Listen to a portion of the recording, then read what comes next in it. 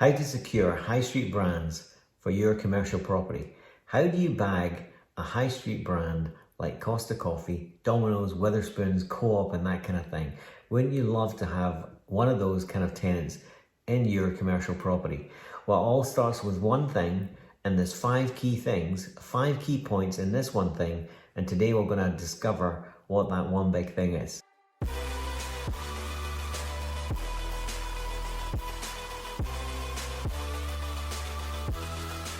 So here's the heads of terms for a property in Largs. It was the old bowling alley. You know, the strike, we've never gone a deep dive into the strike yet, but we'll do that in weeks to come. And it really is a simple document. This is half of the full heads of terms. And as we see here, first of all is that, you know, who it is, what property it is, the unit 2, and let me get the wee marker thing. So we're saying what unit it is, who the landlord is. This wasn't the landlord actually, but it might have been at the time. You know, my details, and to get in touch with me, who the tenant is, the premises, what part of the premises. They're getting 3,200 square feet, yeah, and who the co-op representative was. Don't take this number down because Brian Lockery was the brand acquisition manager for Co-op North in Scotland for a long time, but he's now left and moved on. He's been replaced by, well, the regional chap was Ian Mason, and he's now taken up his geography as well. And you'll see how simple this is. So we've got the term, 15 years, and we've got the rent reviews in here. You know, a minimum of to 1%, that went to 2% actually, and capped at 4%. So all that means, imagine if RPI, retail price index, is kind of 3% 1 year, 2% the next year, 3% the year after. You just basically every year gets increased by that kind of 3% 1 year, and then it gets compounded the next year at rent review. 3%, you know, the existing rent 48,000 times 3%, and then the next year it's 40, that increase times 2%, and then the next, you know, so you can see at rent review we're going to get a really healthy uplift here, all baked into this deal. You know, from day one baked in. So their rent review comes up in November. I can't believe 5 years has passed so quick. It's flew by, and you know, it's going to be a happy day because it's already guaranteed what the rent review is. We just need to, you know, do a Google search. What is the RPI for the last 5 years? And then we know the figure.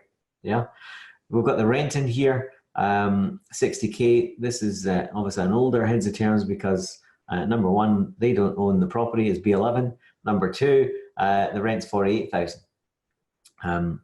This was 4 months rent free is what the you know, what the rent package was on this, and the service charge, they'll just be in for a portion of the service charge, and obviously all the rest of the stuff that's pretty basic, and tells you the condition that they're you know, we are supposed to put that condition in there, which is called landlord works.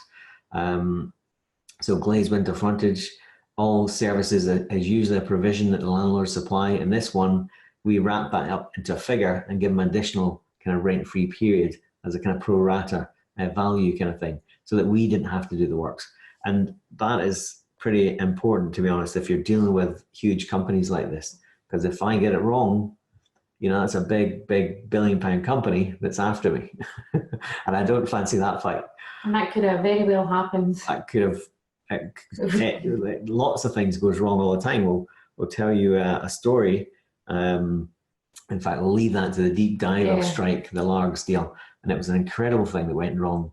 Two things. 2 things massively that went wrong. Bus stop was in the wrong place. They had no water 2 weeks before their opening. And, you know, thank goodness I transferred all that landlord's works.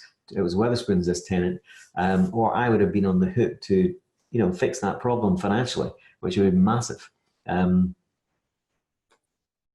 So here's the second part of it: date of entry, you know, legal costs, conditions, the solicitors, who they are, who our solicitors are, tenants' agents. At the time was Riddle Toms, a guy called Bill.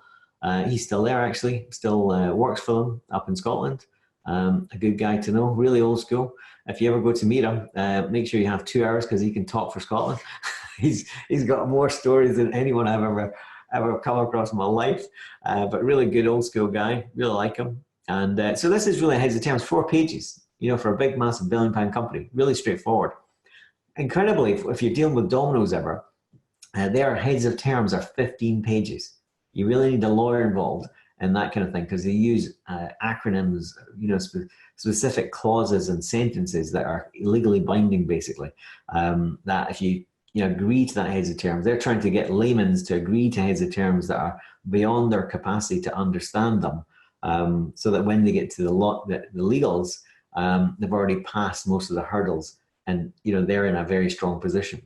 So if you're dealing with somebody like that, I would get a lawyer involved, unless it's basic like this. You just get a lawyer involved day one with the heads of terms.